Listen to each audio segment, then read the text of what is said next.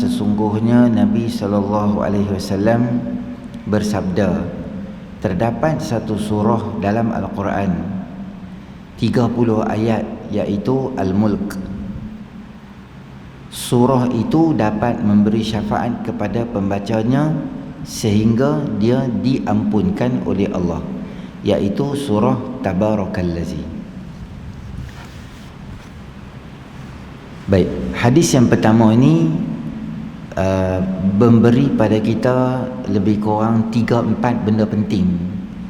Yang pertama sekali adalah berkaitan dengan jumlah ayat. Kalau kita tengok dalam hadis tadi tu, Nabi SAW sebut tentang jumlah ayat tu ada 30. Ulama menyebut bahawa susunan surah dan susunan jumlah ayat dalam Al-Quran itu adalah kita panggil dalam istilah dia sebagai tauqifi. Tauqifi ni ditentukan oleh Allah dan Rasul. Surah mana nombor 1, walaupun surah Al-Alaq Iqra' turun awal, tapi Fatihah yang duduk awal, kemudian Al-Baqarah. Susunan itu adalah dibuat oleh Nabi SAW. Jumlah ayat dalam setiap surah ditentukan oleh Nabi SAW. Setiap tahun Jibril alaihissalam akan datang untuk, kalau bahasa kita, pederah bacaan. Dalam bulan Ramadan tu dia akan pederah. Maksudnya setakat mana surah turun, setakat ni susunan dia. Nanti tahun depan ada surah lain pula turun, susunan dia macam ni, disusun balik sampai tahun terakhir 2 kali. Tahun Nabi nak wafat tu 2 kali Jibril turun. Maksudnya finalize surah ni sampai surah ni semua lock di situ. Dan Nabi SAW cari beberapa orang sahabat yang utama untuk transferkan ataupun kita panggil kutab, penulis-penulis Al-Quran, untuk tentukan dia. Baik, tu yang pertama. Yang kedua, kelebihan membaca Al-Quran ataupun surah Tabarakalladzi, surah Al-Mulk. Nama surah juga ditentukan oleh Allah dan Rasul. Surah Baqarah, Ali Imran. Bukan ulama-ulama pandai-pandai kita reka lah yang ni surah apa, tak. Itu tentuan daripada Allah. Dan nombor 3, daripada surah hadis yang ringkas ni kita dapat apa? Membaca Tabarakallazi biyadihil mulk ada kelebihan macam ni. Semua surah dalam Quran dia ada kelebihan tertentu. Baqarah kita baca, Nabi kata syaitan tak masuk dalam rumah. Kalau baca surah ni ada kelebihan dia. Kalau orang dekat-dekat meninggal dunia, kalau kita pergi ziarah dia, bagusnya kita baca surah Ar-Ra'du. Dekat meninggal maksudnya nampaklah dia tu macam susahlah menghadapi sakaratul maut. Kita baca, ya Allah, kalau hidup tu baik untuk dia, kau bagi panjangkan usia dia. Kalau sekiranya mati tu baik, dapat keampunan, masuk syurga, engkau ambillah nyawa dia segera, supaya dia tak berterusan dalam keadaan sakit macam ni, dengan membaca surah Ar-Ra'du juzuk yang ke-13. Jadi semua surah ada kelebihan dia. Cuma dalam surah ni, dalam hadis ni Nabi kata sebagai satu tasjih atau bagi semangat dekat kita, andai sekiranya membaca satu sahaja daripada surah itu Tabarakallazi pun Allah ampunkan dosa. Bayangkan kalau kita baca surah-surah yang lain dalam Quran. Hadis ini memberi galakkan pada kita supaya kita lebih banyak membaca Al-Quran, tidak spesifik pada surah tertentu. Adapun saya tengok bulan puasa banyak masjid tinggal Al-Mulk. Sayanglah, kita duk baca selalu kan. Jangan tinggal. Amalan yang istiqamah buat jangan tinggal.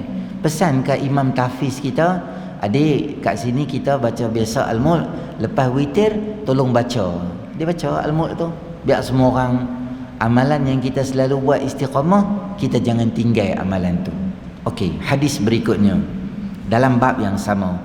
Kata Abdullah bin Amr radhiyallahu anhu, Nabi sallallahu alaihi wasallam qala, as-siyamu wal Qur'anu yashfa'ani lil 'abd yaqulu as-sha'im rabbi, yaqulu as-siyam rabbi inni mana'tuhu at-ta'am wa syarab bin nahari fashaffi'li fihi, fashaffi'ni fihi Wa yaqul al-Quran rabbi inni mana'tuhu an-naum bil-laili fashaffi'ni fihi fayashfa'ani.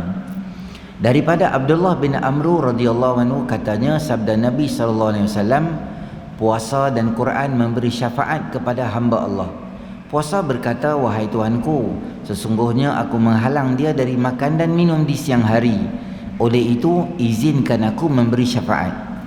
Quran pula kata, wahai Allah, aku menghalangnya dari tidur di malam hari. Oleh itu, izinkan aku memberi syafaat kepadanya. Lalu kedua-dua diizinkan. Okey. Di akhirat esok, kita masih ada lagi talian-talian hayat. Kita tak boleh semayang, tak boleh puasa, tak boleh dah buat baik dah kat syurga, kat akhirat esok. Tapi ada satu lagi butang yang menyala hijau. Butang tu apa dia? Butang penyelamat. Nama dia syafaat. Start daripada Nabi SAW, start daripada Al-Quran, start daripada puasa. Ada beberapa lagi yang boleh menolong orang ketika dalam keadaan kesusahan.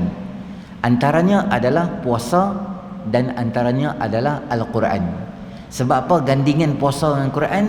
Bagi menunjukkan pada kita bahawa bulan Ramadan ini adalah bulan puasa dan sangat berkait rapat dengan Al-Quran. Dan Allah juga sebut dalam Quran, syahrul Ramadan alladhi unzila fihi Al-Quran. Bulan Ramadan aku turun ke hampa Quran. Dia ada connection antara puasa dengan Ramadan. Jadinya dua-dua ni, puasa dengan Ramadan ni, masa seseorang tu dalam kubur di padang mahsyar dan payah tu, mereka akan mai balik. Benda kita buat baik ni, mereka akan mai balik. Mereka akan slow talk. Kalau bahasa mudah kita faham, senang cakap, slow talk dengan Allah. Wahai Allah, dia ni, dia selalu puasa. Sebab akulah dia tak makan siang hari. Sebab akulah dia tak pergi kena teh tarik Bombay dekat MAJ. Contoh lah. Sebab akulah dia tak kena nasi kandak. Dia tahan walaupun kawan dia goda dia dengan nasi kandak. Kampung Melayu pukul 9 buka meleleh yak-liak dia. Dia tahan juga, ya Allah. Boleh tak tolong dia? Kesian kat dia. Boleh tak aku ni jadi macam penolong dia, syafaat kat dia? Quran kata, wahai Allah, dia selalu baca aku. Malam-malam dia bangun, dia baca aku. Ya Allah, bagilah kat dia, ya Allah, tolonglah dia, kesian kat dia, ya Allah. Mereka akan selotok. Dia akan bantu kita. Siapa? Amal soleh. Sebab tu bila kita sayang Quran, sayang ibadah kita, kita tak rugi. Sayang artis, artis tak main, dia pun menyerap, dia tak tahu tak mana cari dia dah. Jadi yang boleh tolong kita, amal soleh kita. Jadi hadis yang kedua ni memberi satu galakkan tambahan pada kita, menunjukkan bahawa Quran ni kita baca kat dunia, tapi dia tak tinggal kita. Kita sayang kat dia, dia setia dengan kasih dan sayang kita. Walaupun kita dah mati, dia tetap bersama dengan kita. Bukan macam cinta manusia kat dunia. Kadang-kadang suami dengan isteri, rupanya isteri ada cerita lain. Kadang-kadang suami ada cerita lain. Tapi cinta Quran, dia adalah cinta yang suci. Dia akan cari dan menolong kita balik di akhirat. Yang ketiga adalah kelebihan ayatul kursi. Daripada Abu Umamah radhiyallahu anhu katanya, sabda Nabi sallallahu alaihi wasallam, man qara'a ayatul kursi dubura kulli salatin lam yamna'hu min dukhulil jannati illa al-maut. Siapa yang membaca ayatul kursi setiap kali lepas solat fardu dalam wiridnya, tiada yang dapat menghalangnya dari masuk syurga kecuali mati. Ayatul kursi ni ada di dalam Al-Quran. Maka kita kalau boleh, saya habaq, kalut-kalut macam mana pun, jangan tak baca ayatul kursi. Ustaz, subuh lambat, kami kena gerak awal, kami tak dan. Tak apa, ayatul kursi tu bukan mesti baca sambil duduk. Tak apa, sambil naik motor, sambil naik kereta. Janji lepas sembahyang, Assalamualaikum warahmatullahi wabarakatuh, Assalamualaikum warahmatullahi wabarakatuh, istighfar apa sikit. Tak dan nak wirid subhanallah, tak dan. Tak apa, balik kan. Sebab kerja masuk pukul 7. Kerja kat Sungai Nibung, tak dan ni, kena belah dah, pakai baju siap lah. Okey, jalan tak apa. Duduk atas motor lah. Allahu la ilaha illa wa la ilaha qayyum la ta'khudhu sinatun wa la nawm, hijau. Lahu ma fis sama, jalan. Boleh, tak ada salah. Jangan anggap orang sudah. Lama. Baca ayat kursi, subhanallah tak baca lagi, wirid boleh. Alladzina yadhkuruna Allaha qiyaman wa qu'udan wa 'ala junubihim. Dan orang-orang yang mengingat Allah dalam keadaan berdiri, duduk dan baring, boleh zikir sambil duduk. Duduk atas motor boleh, subhanallah subhanallah subhanallah subhanallah subhanallah subhanallah subhanallah subhanallah, jalan berhenti tempat kerja boleh. Janji lepas main kita baca. Dia fleksibel. Bab tu wirid tu tak, kalau ada masa kita duduklah, dapatlah pahala itikaf lama sikit. Tapi dah kita tak dan Sabtu Ahad kita duduklah. Jangan tinggal ayatul kursi. Jadi ini 3 hadis yang pengarang letak dekat kita sebagai satu motivasi nak abang kat kita bahawa ini cebisan je, banyak lagi benda dalam Quran. Maksudnya hang baca, hang amal, hang mengaji, ustaz-ustaz mengajak tafsir, kita mai duduk dengar, semua tu akan menambah nilai cinta sayang kita kepada Al-Quran itu sendiri. Okey, saya tak mau baca dah keterangan tu, kita pergi hadis yang berikutnya. Memelihara anak yatim. An Sahl bin Sa'd radhiyallahu anhu qala Rasulullah sallallahu alaihi wasallam, ana wa kafilul yatimi fil jannati hakaza, wa asyara bis sababati wal wusta wa farraja bainahuma. Kata Sahal bin Sa'ad radhiyallahu anhu, Nabi sallallahu alaihi wasallam bersabda, Aku dan penjaga anak yatim berada dalam syurga. Baginda isyaratkan jari telunjuk dan jari tengah sambil merenggangkan sedikit antara keduanya. Nabi kata, aku dengan orang yang jaga anak yatim ni macam ni. Kami geng 2 orang ni. Maksudnya kami geng 2 orang. Nabi bagi macam satu endorsement lah kita kata terhadap orang yang jaga anak yatim ni adalah orang yang hebat. Tengok di bawah. Anak yatim adalah anak yang kematian ayah ketika mereka masih kecil dan belum balik. Hidup dalam dahaga kasih sayang seorang ayah seperti kanak-kanak yang lain. Mereka juga ingin bermanja dengan ayah, namun apakan daya, mereka ajal maut ditentukan oleh Allah. Okey. Kalaulah kakak kita meninggal, kalaulah abang kita meninggal, maka kita sebagai wali lah, kita kata yang ada tu, maka berhak untuk menjaga. Kalau mak pak dia tak ada, kita kena cari tanggungjawab untuk memelihara anak-anak yatim. Orang yang jaga anak yatim ni, dia boleh makan duit anak yatim tu, dia boleh makan. Macam mana dia nak makan? Katalah mak pak dia tinggal duit kat dia dalam SSPN, tinggal duit dalam tabungan haji, duit tu semua duit dia lah tu. Ataupun dapat sumbangan sekian-sekian, kata kat ada tangan dia kat sekarang ni ada 52,000. Jadi 52,000 dia dah jadi 3. Dia tak tahu nak buka akaun simpan apa semua. Kita tolong jaga akaun dia tu. Duit tu nak guna untuk apa? Boleh ambil, katalah kita ni anak 4 orang. Anak yatim tu, anak abang kita ada 2 orang. Kita rasa macam nak support jadi anak 6 tu rasa macam berat sangat.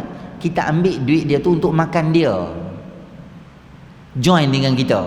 Beli sekali apa semua barang, kita ambil. Itu tak menjadi satu kesalahan. Sebab tu memang duit dia boleh guna. Kita nak pergi bank, nak pergi Tanjung daripada sini, nak kena pergi seberang. Sebab ada urusan apa, nak kena sign yang tu yang ni apa semua.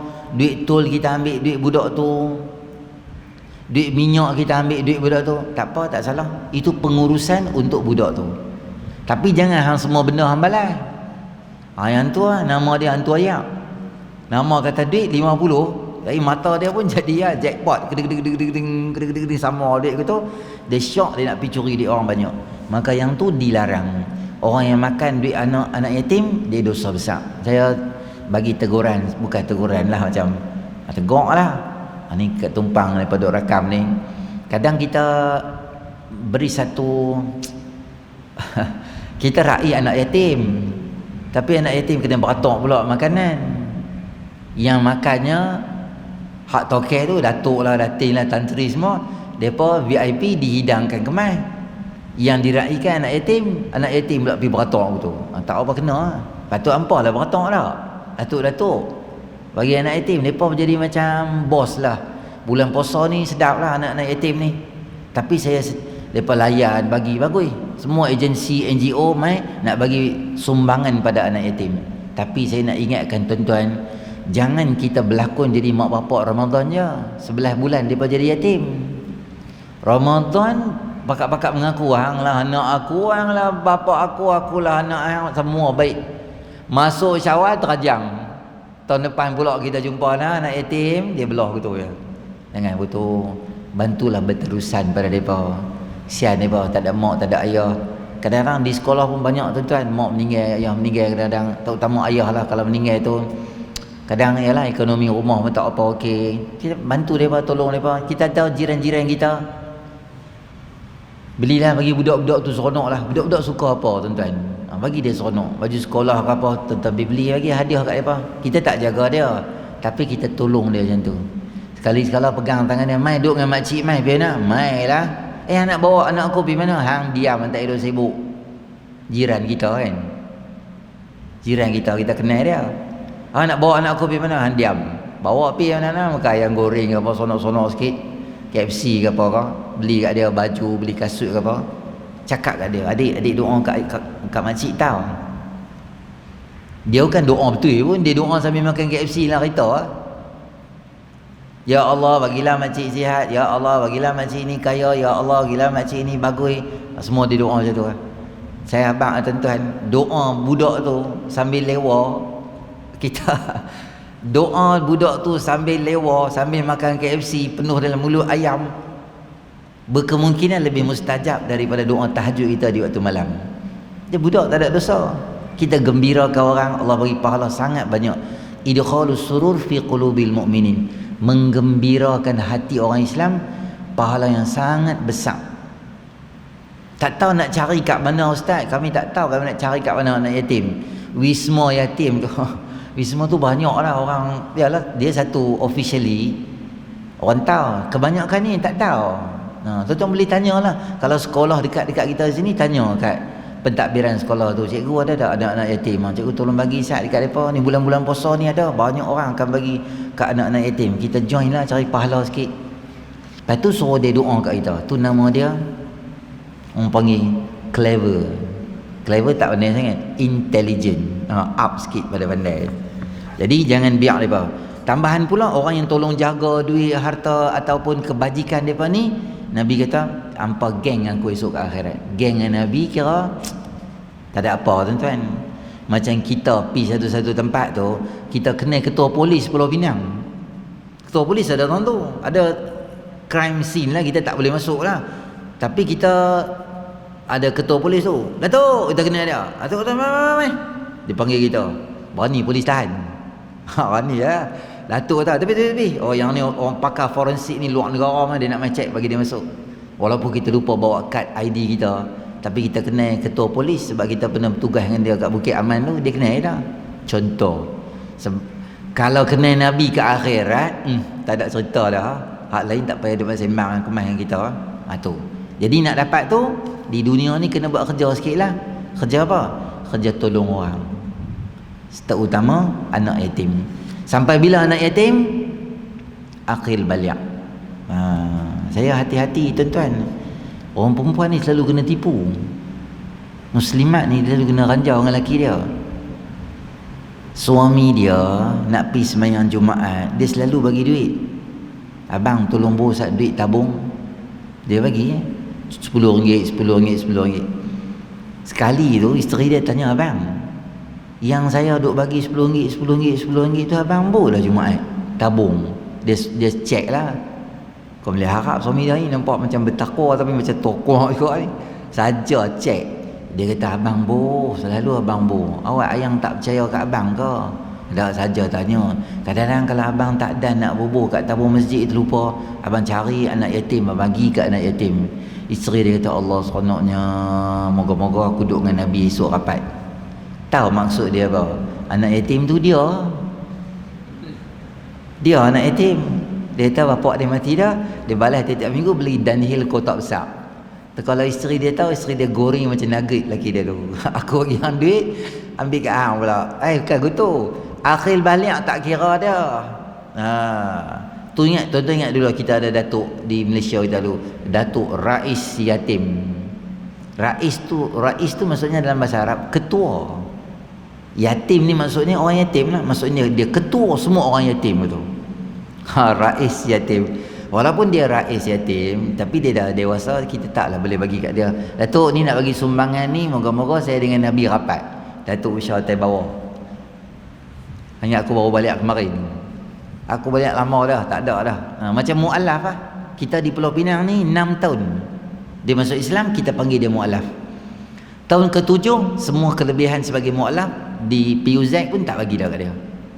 Tidak 82 tahun untuk masuk Islam lah. Saya mu'alaf berapa lah. Mu'alaf lebih kurang 5-6 tahun macam tu.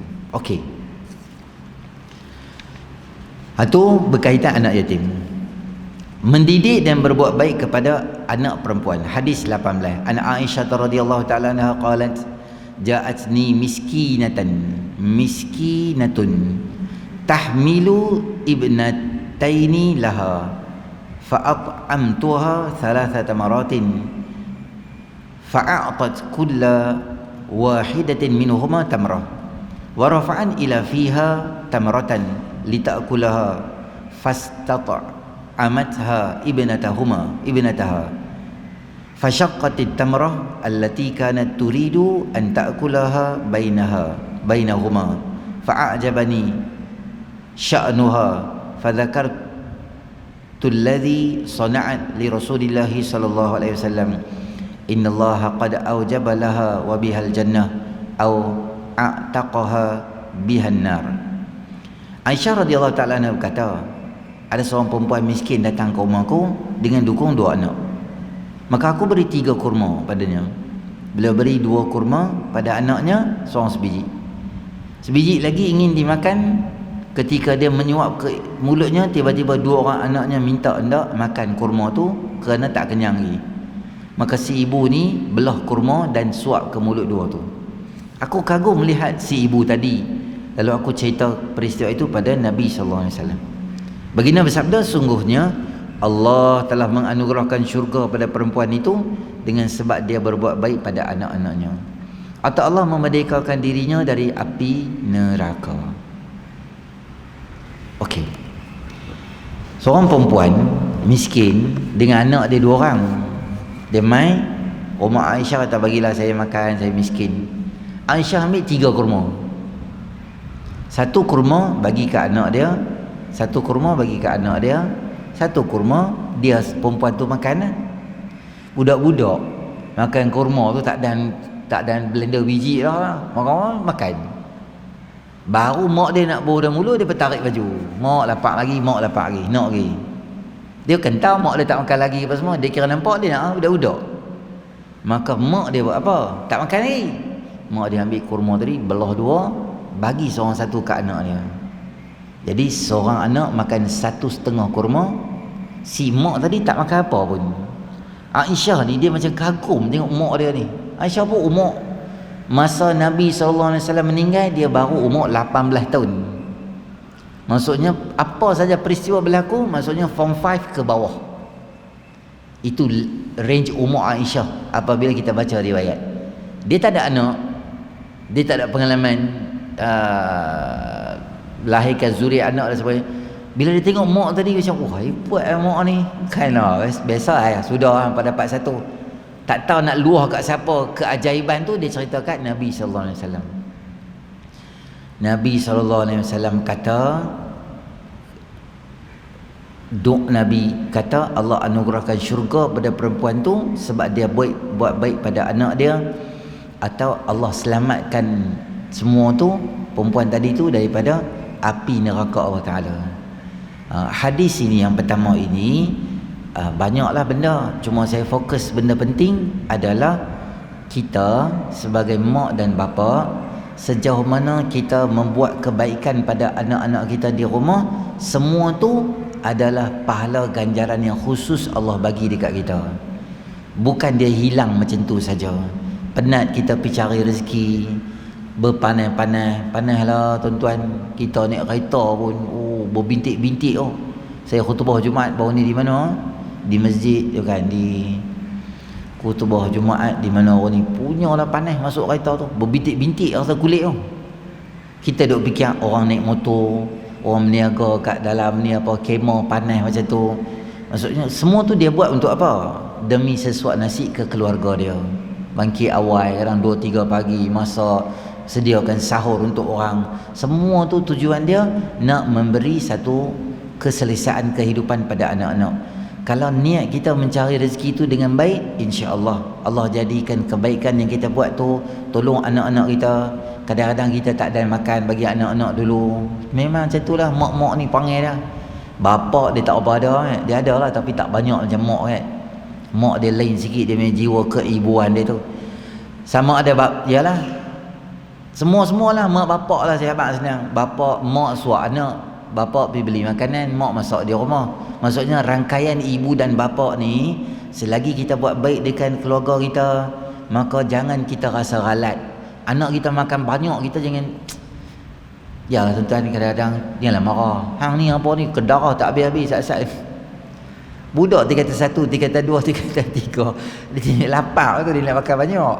Dia tak cukup satu pinggan tu, kita pergi sound dia, hang ni apa ni? Kalau bahasa Arab ada satu istilah ju'ul baqar, lapar macam lembu. Dalam bahasa Tamil ada mami. Bahasa Tamil panggil apa? Tinimada. Tahu tinimada? Ada siapa mami tak ni? Mamu ada mamu. Tinimada tu kedah tak henti-henti macam jebon duk kedah gitu. Jangan cakap begitu dengan anak kita. Dia nak selera makan, bagi dia makan. Berapa ramai anak-anak yang sakit, yang tak boleh makan, duk minum susu. Mak dia rasa apa di hati, bangkitlah nak makan banyak mana, mak nak masak ke hang. Ada situasi mak yang tak boleh tengok anak dia makan. Ada situasi bapa yang tak boleh nak suruh anak dia makan. Anak kita sihat, membesar, boleh makan dengan elok. Kita jangan kira bagi dia apa. Kita ingat aku cari rezeki banyak mana bagi dia makan, insya-Allah itu jadi sebab Allah pelihara aku esok di akhirat esok, bagi syurga kat aku, selamatkan aku daripada neraka. Niat tu masak tu dengan ikhlas. Yalah masak memang ikhlas. Kami geram depa tak basuh pinggan lepas tu. Yang tu boleh marah. Yang tu marah. Makan tak apa, banyak kali 1000 kali hampa makan pun tak apa, aku cari makan kat hampa makan je. Tapi hampa tak basuh, aku tibai dengan hanger. Itu pengurusan rumah tangga, tak apa, tak ada masalah. Tu adab, akhlak kita ajak anak-anak kita. Cuma kalau dia lapar, dia kata nak makan apa-apa, selagi upaya kita boleh sempurnakan keperluan harian dia ataupun belajar dia. Belajar pun tuan-tuan yang kira lah. Ada duit lah, kalau tak ada buat macam mana? Cikgu sekolah so beli yang tu lah, cikgu yang ni lah, apa semua. Ada duit kita boleh usahakan bagi dia pelajaran, buku dan sebagainya. Kita ingat di hati satu je, tolong anak-anak, insya-Allah Allah bagi syurga kat aku esok kat akhirat. Dan anak-anak pun kita kena pesan kat dia juga supaya ialah buat baik dengan ibu dan ayah dan sebagainya. Hadis kedua, bab yang sama. Saya baca terjemah teruslah. Kata Abu Sa'id Al-Khudri radhiyallahu anhu, sabda Nabi SAW, siapa ada 3 orang atau 2 orang anak perempuan atau 3 orang atau 2 orang saudara perempuan, lalu dia mendidik mereka dan buat baik pada mereka sehingga mengkahwinkan mereka dengan suami yang soleh, maka dimasukkan dalam syurga. Jadi ini satu kelebihan untuk orang yang ada anak perempuan lah, tak utamanya dijaga mereka. Sebab anak perempuan ni dia payah sikit nak jaga lebih daripada lelaki. Anak lelaki kita 3 dia telefon kita, dia kata mak tak ada balik ni, ada kat mana? Pergi raya rumah kawan, betul? Lambat lah, adik yang tidur kat ni, kat sini ni, kat Ipoh. Rumah siapa? Rumah member sekolah menengah dulu ni. Tidur lah, esok balik. Kita risau lah, tapi taklah serisau kalau anak perempuan kita telefon. Mak tak balik ni, tidur mana? Tidur kamera Highland. Serabut kepala otak kita, tak balik rumah, tidur mana pula anak perempuan. Jaga, bagi akhlak yang baik pada dia, sedaya upaya kahwinkan dia, semua tu pahala ganjaran. Jangan merongok lah anak saat-saat nak kahwin, bagi anak kedua pula, bagi anak ketiga. Kita ingat semua kita buat baik kat keluarga kita tu, kat anak-anak kita, ada ganjaran package yang Allah sedia untuk kita. Kami tak ada anak ustaz, kami dah menikah lama dah, 13 tahun tak ada anak, 22 tahun nikah tak ada anak. Tak apa, tak ada masalah. Mungkin Allah tak bagi kita kok anak macam tu, Allah bagi kita pahala kok lain. Mungkin Allah bagi kita pahala jaga mak kita saat sihat. Kita tak ada anak tapi kita jaga mak kita. Sama nak kena ulang alik hospital, angkat, tukar pampers, tuang susu, semua tu pahala ganjaran juga. Yang kita tak dapat, hantar anak pergi sekolah, beletik angkat anak atas motor, dengar cerita anak-anak balik tadika. kurang kau ni, pahala kau ni. Saya jumpa seorang retired daripada government lah, 50-an macam tu. Dia kata, Ustaz, saya tak kahwin tapi saya dah ramai anak. Saya kata, biar betul makcik ni. Dia kata, tak Ustaz, jangan pandang serong kat saya. Dia tak ada anak, tahu dia buat apa? Dia pergi mak tahfiz, dia ambil anak angkat, cari budak-budak orang miskin. Ustaz, 5 orang ni saya sponsor, 5 orang ni saya sponsor. Berlambak mak tahfiz dia pergi. Dia habang mari sini, ni makcik lah duk, ni makcik cadang nak sponsor hampa. Hampa boleh tak tolong doa kat makcik? Boleh makcik. Makcik tu peri nama bagi hampa, setiap kali hampa mengaji doa kat makcik tau. Saya kata memang intelijen betul makcik ni. Dia tak ada anak tapi banyak doa sampai kat dia. Dia guna kekayaan dia, kata macam-macam lah. Ada rezeki anak, alhamdulillah, jaga bagi elok. Sebab ramai orang tuan-tuan ada anak macam tu lah, terlibat dengan dadah lah apa, dia merepek ke tu, tak ambil tahu pasal anak dan sebagainya. Ini galakkan supaya yang belum kahwin, ada sini yang belum kahwin, supaya cepat kahwin. Kalau dah kahwin dapat anak, dapat pahala tambahan. Habis kami yang dah kahwin ni boleh kahwin sekali lagi tak? Jangan cari pasal. Nak kahwin sekali lagi boleh. Tu balik bincang dengan isteri. Jangan kata, tengok saya ajak pasal anak, dia punya otak dia menikah lain. Dia kata, Allah, saya lambat tau. Macam ni cantik lah, saya nak start balik pada awal. Dia petik jari, saya tengok pelik dah. Sebab apa? Dia nak pergi menikah lain pada awal. Yang tu hang balik bincang dengan isteri hang, hampa rusuhan rumah tangga ni cari aku. Taat kepada perintah Allah dan Rasul. Ana Abi Hurairah radhiyallahu anhu qala anna Rasulullah sallallahu alaihi wasallam qala kullu ummati yadkhuluna al-jannah illa man aba. Qila wa man ya'ba ya Rasulullah? Qal man ata'ani dakhala al-jannah wa man asani faqad aba. Daripada Abu Hurairah radhiyallahu anhu katanya, sabda Nabi sallallahu alaihi wasallam, semua umat aku akan masuk syurga kecuali mereka yang enggan atau yang tak mau. Lalu baginda ditanya, siapa yang tak mau tu? Adakah orang tak mau masuk syurga, yang enggan masuk syurga? Maka baginda sallallahu alaihi wasallam bersabda, siapa yang taat kepada aku, dia masuk syurga. Siapa yang derhaka kat aku, seolah-olah dia tak mau masuk dalam syurga. Okey, hadis ini memberi satu kesimpulan ringkas lah tentang akidah kita. Senang kita faham. Apa hak Allah suruh buat, apa hak Rasul suruh buat, hang buat, hang ada peluang untuk masuk syurga. Tapi apa yang Nabi suruh buat, apa yang Nabi Allah larang buat, hang pi buat benda tu, maksudnya ada harapan cerah untuk masuk dalam api neraka. Hadis ini juga memberi satu membatalkan fahaman-fahaman liberal yang menyatakan bahawa aku semayang dalam masa yang sama, apa salah kalau aku minum arak, kalau arak tu tak mabuk. Aku semayang 5 waktu, aku ikut je apa yang Allah suruh. Tapi apa salah kalau anak aku berzina?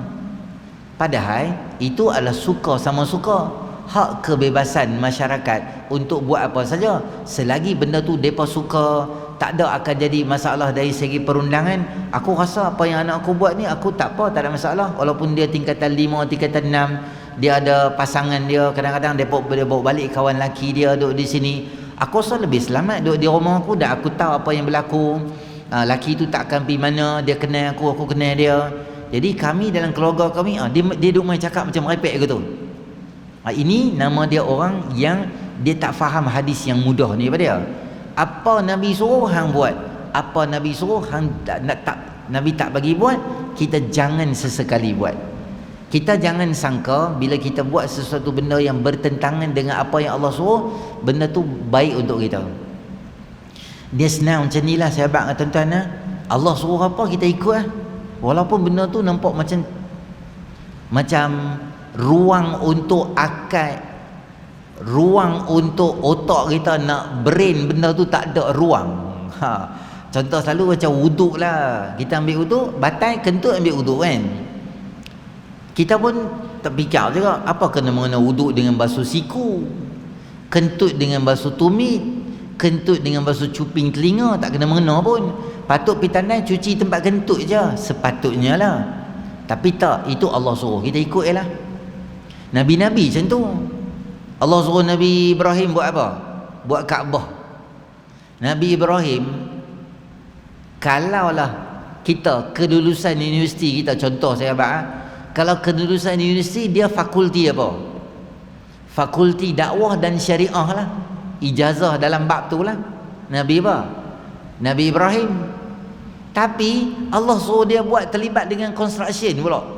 Kontraktor kelas A, bancuh simen. Dia boleh tak kata, saya tak pandai wahai Allah, saya kelulusan fakulti syariah, saya ceramah pandai ya. Tak reti bancuh-bancuh simen apa semua, tak cari orang lain lah, cari. Dia tak cakap ke tu. Dia kata buat Kaabah. Okey Allah, boleh buat. Dia panggil anak dia, buat 2 orang Kaabah. Wa id yarfa'u Ibrahimul qawa'ida minal baiti wa Ismail Rabbana taqabbal minna innaka antas samiul alim. Buat Kaabah semua doa. Nabi Ibrahim ni dapat arahan yang pelik-pelik. Tapi dia tak cakap banyak. Nabi dia ikut ya Allah suruh. Okey, sekarang ni sembelih anak hang. Ya betul ya Allah, agak-agak nak sembelih anak pula. Kalau kita boleh bersoal. Tapi Nabi Ibrahim kata, okey, sembelih anak, no hal, boleh. Saat aku tanya anak aku macam mana? Boleh tak? Anak dia kata, boleh abah, boleh. Dia pi sembelih. Bukan berlakon drama sinetron. Sungguh bawa pisau nak sembelih. Allah kata, tak apa-apa. Aku tukar untuk hang, untuk benda yang lain. Allah kata, Ibrahim, hang dah buat Kaabah ke? Dah buat dah. Alaihissalam. Buat apa sekarang? Okey, sekarang berdiri kat tepi tu, panggil orang. Nabi Ibrahim dah tengok. Sini siapa? Dubuk ada 4 ekor. Tahu ni tengah pada basiak, bukan ada orang. Hang panggil, biar semua orang mai haji. Tak mana panggil orang pergi haji? Dia boleh ke tak bersoal? Dia boleh. Ya Allah, tak ada PA system. Boleh ke? Ada tak drone? Boleh tolong habaq kat orang? Tak ada. Dia tak kata apa. Dia kata, wahai manusia, datanglah ke Mekah ni. Dia ikut.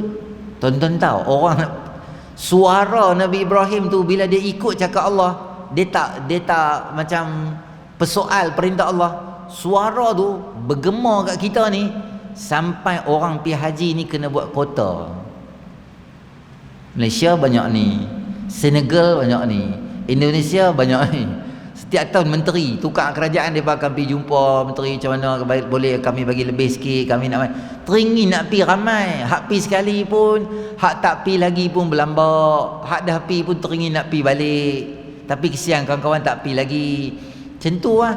Ui, lama betul suara tu, dia punya bergema suara tu. Ibrahim, ambil isteri hang, ambil anak hang, bawa anak, pergi lempak kat padang pasir tu. Tuan-tuan, bukan kata tak ada wifi, ayak tak ada, PBA tak ada, TNB tak ada, perhiritan pun tak ada tahun tu. Hutan saja-saja, padang pasir tak tahun tu. Kok ada kowe boleh bancu ayak susu anak tak? Dengan Dash Lady 1, 2, 3 dan Dumek. Tak ada, susu tak ada. Food Panda tak ada. Kok nak main hantar makan, lapar ke proses makan susu nak, tinggal belum. Hajar tanya,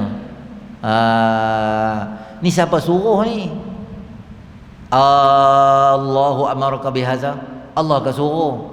Kata Nabi Ibrahim, nak tengok isteri dengan anak, nak tengok pun tak gamak. Angguk Allah suruh. Hajar kata apa? Izan lan yudayyi'un Allah. Okeylah, tak apa abang pergi, tak apa. Tak apa abang tinggal, tak apa. Allah jaga kami. Isteri Nabi Ibrahim. Cuba isteri kita parang, tinggal rumah mak kita 2 hari, kita pergi outstation, kita balik mai, tengok kena maki 8.3 karung. Bukan isteri Gelugok, tu isteri Sungai Nibong. Gelugok pun lebih kurang kak. Sungai Nibong tu dia ikut. Padahal ada Nabi lah, dia boleh dah bersoal dia Allah, boleh. Semua Nabi lah dia pun ikut ya. Mak Nabi Musa pun bukan Nabi, mak Nabi Musa bukan Nabi, dia ikut cakap. Ambil anak, lempak masuk dalam ayak. Baik Allah, saya buat. Allah ilham kat dia. Dia tak kata, pandai nak suruh lempak dalam sungai ni. Tu kalau boya makan, tu kalau ombak main terbalik ke tu, anak aku siapa nak jaga? Pandai-pandai. Biar mati depan mata aku, puas hati aku. Tak. Mak Nabi Musa buang je, lempak je Nabi Musa dalam sungai. Bapak sungai Nil kot. Dan memang berakhir di rumah Fir'aun. Tapi dia yakin. Allah kata apa? Inna radduhu ilaiki wa ja'iluhu minal mursalin. We will return your son to you. Kami akan kembali ke anak kamu kepada kamu, dan bonus tambahan, dia akan jadi nabi. Dia yakin dengan ilham Allah bagi kat dia. Dia baling. Jadi senang kita apa? Allah suruh apa? Kita ikut. Pakai tudung? Pakai. Allah kata taat pada suami? Kita ikut. Allah kata jangan buat dosa? Kita ikut. Allah kata main mengaji? Allah ikut. Senang. Ya Allah tak bagi buat? Kita jangan buat. InsyaAllah kita berjaya dengan jalan yang pantas dan pintas dan mudah dan senang. Menjadi isteri solehah. Tahu yang cakap masuk dah. Hadis terakhir kita pada pagi ini. An Ummi Salamah radhiyallahu anha qalat qala Rasulullah sallallahu alaihi wasallam ayyum mamra'atin matat wa zawjuha anha radin dakhalatil jannah. Kata Ummu Salamah radhiyallahu taala anha, sabda Nabi sallallahu alaihi wasallam, setiap perempuan yang mati dalam keadaan suaminya redha padanya, pasti dia masuk dalam syurga. Hadis yang kedua, kata Nabi sallallahu alaihi wasallam, iza sallatil mar'atu khamsaha wa shamat syahraha wa hasanat farjaha wa ta'at ba'laha wa dakhalat min ayyi abwabil jannati sya'at. Daripada Abu Hurairah radhiyallahu anhu katanya, sabda Nabi sallallahu alaihi wasallam, bila seorang perempuan jaga solat 5 waktu, puasa pada bulan Ramadan, jaga kemaluannya dan mentaati perintah suaminya, dia dapat masuk syurga melalui pintu mana yang dikehendakinya. Baik. Hadis ini memberi satu galakan. Yang pertama kepada orang yang belum berkahwin. Orang yang belum berkahwin, maka segeralah dia berkahwin. Kalau ada anak-anak perempuan kita yang nampak macam umur yang boleh kahwin, kita bagi kat dia peluang, dia dapat pahala hadis ni apa dia? Untuk menjadi isteri yang solehah. Di dalam syariat Islam, bukanlah orang yang berkahwin, seorang perempuan yang berkahwin dengan suami dia, maka dia menjadi orang yang berkhidmat kepada suami dia. Apa sahaja yang suami dia suruh, selagi tak melanggar syarak, dia buat, dan suami dia redha dengan dia, suami dia rasa senang duduk dengan dia, maka dia ada peluang untuk masuk dalam syurga. Bila ada peluang masuk dalam syurga, bila suami isteri itu jadi isteri yang baiklah, isteri yang tak menentang suami dia, isteri yang tak, walaupun isteri dia tu lebih kaya. Ada ramai isteri yang berkerjaya dan kaya, dan dia jadi isteri yang baik, duduk di rumah. Macam Khadijah lah. Khadijah ni tuan-tuan, dia siapa? Dia business woman yang berjaya. Saya nak ambil contoh hak Malaysia ni pun, nak bagi contoh Khadijah nampak macam huduh pula. Contoh-contoh ada. Tuan-tuan bayanglah orang-orang perempuan yang ada dekat mana-mana, yang dia ni billionaire, trillionaire apa semua ni, dan dia adalah merupakan suami. Dan Khadijah ni level macam tu. Dia punya perniagaan dia bukan kecil anak meniaga bazar Ramadan, tak. Dia ada kapal sendiri meniaga luar negara. Nabi pernah jadi staff dia. Maknanya bukan calang-calang lah.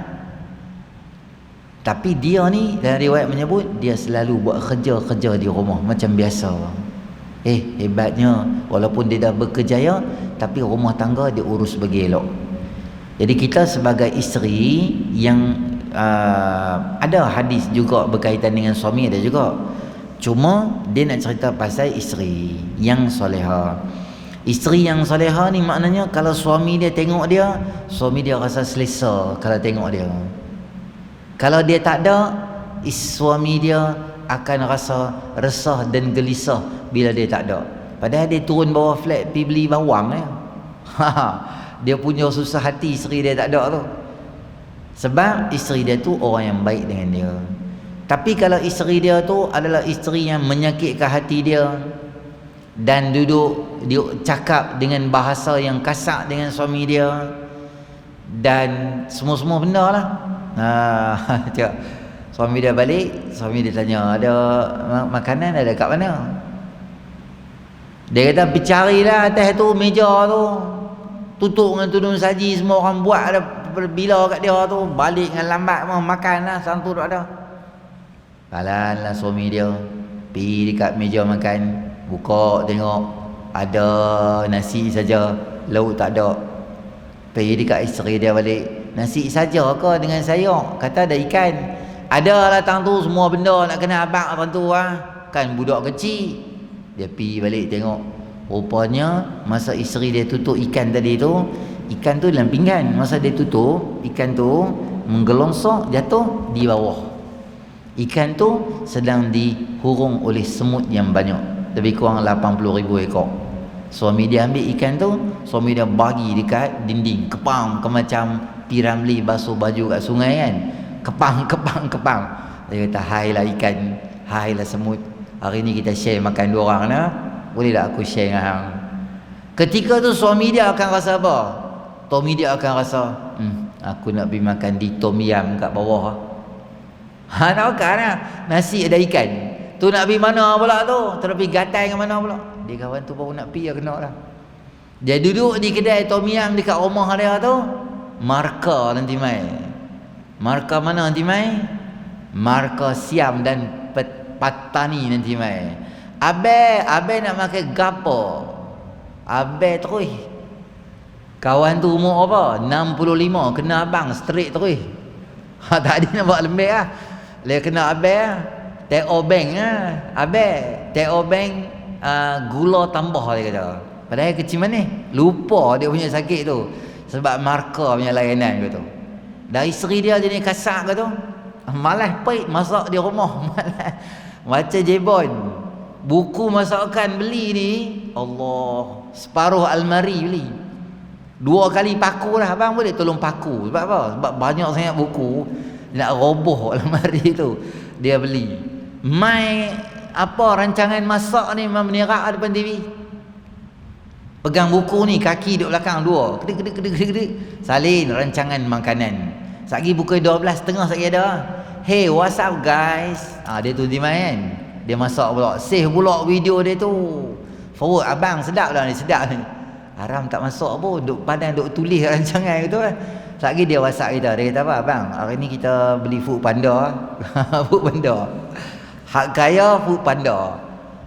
Kita teringin lah macam-macam. Kita belilah air fryer, beli apa nama macam-macam ni, beli barang-barang Panasonic lah, apa oven lah, apa semua, ayam golek, ayam gelek, kambing bakar, kumbang rebus, macam-macam beli kat dia. Masak tak masak padang tunjuk kat orang ya. Mak kita main rumah. Mak kita dia main rumah. Kita abang lah esok mak main rumah. Okey bang. Mak kita main dia tak ada. Kita ni mana dia ni mak dah main. Dia tanya, "Weh, mak weh, mana bini hang? Mak tak nampak weh." Dia keluar daripada dapur pakai apron. Pegang senduk. Mak bila sampai ni, Allah, tak perasan lah masak kat dapur ni. Tak boleh kalau satu hari kalau tak masak ni, tak boleh. Suami dia muntah hijau. Berlakon depan mak. Padahal beli dengan aku 2 orang tadi berhenti di nasi ekonomi, nasi Melayu Shazana. Kami beli 2 orang tadi. Perangat ya, bukan apa pun. Dia kata, mak minta Allah, untunglah dapat isteri hak rajin macam ni. Berlakon depan mak mentua pandai ya. Macam tu lah isteri hak ada. Orang dulu-dulu, makcik-makcik dulu, kita tengok balik rumah mak mentua kita, tok-tok kita, nyang-nyang tu umur apa dah? Umur kadang 70, 4.30 bangkit dah, pukul 6 bangkit dah. Buat apa? Buat nasi lemak kat suami dia. Buat kuih hak rare ni, orang tak pernah jumpa ni. Kuih hak ayat tangan dia punyalah sedap. Hak tabuk inti ku atas pula, macam-macam kuih buat pagi. Kita balik sembahyang subuh, terhidang tu macam-macam makanan. Isteri kita 11.30 kita telefon duduk di rumah, kita telefon dia ni, tidur hari ni bang kat mana, pergi dah kerja, ayun baju macam mana tadi? Dia tanya kita ayun baju macam mana. Sendiri ayun ambil pasal ayun dah baju semua. Tengah hari abang nak balik masak ke? Masak tak tahu, tak beli apa hari ni, market pun tak pergi, abang beli lah, makan kat luar lah, sambung tidur balik. Tidur. Hatu isteri. Hatu jangan 25,000 hantaran. Anak saya, mak dia ketuk lah, kalau tak ada 25 jangan dekat sini ni. Ni mami nak abang ni. anak mami ni rajin. Dekat jin tu je, rajin tu je ada syadah 3 sabdu dia pun. Dia punya rad tu 2 hari baru lepas rajin tu. Rupanya pemalas balok liat macam lepas liat. Tu duk ada. Kalau isteri hak macam tu, nama dia isteri jebon. Payah suami kalau jenis tu jenis tu suami dia akan beli banyak makan kat dia banyak hari beli dengan niat apa? Biar makan biar kena kolesterol banyak padau atau bawa ke nikah lain. Sebab suami dia pun dah penat dah. Tapi Nabi SAW beri satu bayangan isteri yang solehah. Tuan-tuan tahu siapa dia yang hebat? Asia. Walaupun dia isteri Firaun, manusia paling jahat di muka bumi, tapi bab khidmat dengan suami dia tak pernah halang. Dia masa walaupun hang berlainan akidah, hang tak percaya aku dengan Nabi Musa hang paling jahat di dunia. Tuan-tuan tahu Firaun manusia paling jahat di dunia. Asia perempuan terbaik di dunia. Nabi kata dalam perempuan ni tak baik tak ramai. Ada riwayat menyebut kata apa? Yang pertama adalah Maryam, mak kepada Nabi Isa. Yang kedua adalah Asia. Yang ketiga adalah Khadijah. Yang keempat ada pelbagai, antaranya Fatimah, antaranya Aisyah. Maksudnya Asia tu masuk ranking. Padahal suami dia paling jahat. Allahu Akbar. Maknanya kita pegang hadis ni, orang perempuan ada saluran yang cepat untuk masuk dalam syurga Allah Subhanahu Wa Taala. Kita khidmat dengan suami kita selagi mampu, kita buatlah yang terbaik. Dan saya doakan insya-Allah semua yang ada di sini dianugerahkan Allah dengan isteri yang solehah, dan semua yang mai hari ni saya doakan juga mendapat anugerah isteri solehah dan masuk dalam syurga Allah Subhanahu Wa Taala. Okey. Itu kuota 4-5 hadis, dan tajuk yang diberi pada saya sejam. Penat juga kayuh lah sejam dalam 5 hadis tu. Minta maaf terlambat sikit. Saya nak cakap satu benda kat tuan-tuan dalam ni pagi ni. Tuan-tuan, saya pula tuan-tuan tahu tak Bayan Baru? Tahu tak Old Town White Coffee? Tahu dah Sani Cakotia Bayan Baru tu?